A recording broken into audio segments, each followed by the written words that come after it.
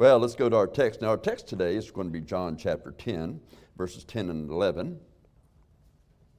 John chapter 10, verses 10 and 11 for our text. And so I hope that you'll be there and follow along. And I hope you have pencil and papers. We do put that thing about sermon notes right there in the bulletin each week so that you can have them. So if there's something there you say, I want to ask the preacher a question about that, or ask someone about that, or I didn't know that, or there's something else that you want to go back and study for yourself. Sometimes it's just good to write it down. Well, let's look here now at John chapter 10, beginning with verse 10.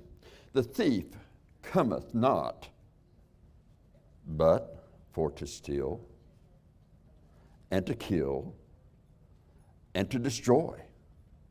I am come that they might have life, and have it more abundantly. I am the good shepherd. The good shepherd giveth his life for the sheep. We don't deserve that, but he gave his life for us that we might have everlasting life. Well, let's go to the Lord in prayer before we get into this message today. Father, I thank you for the Lamb of God, Jesus Christ. He came willingly. He came in love.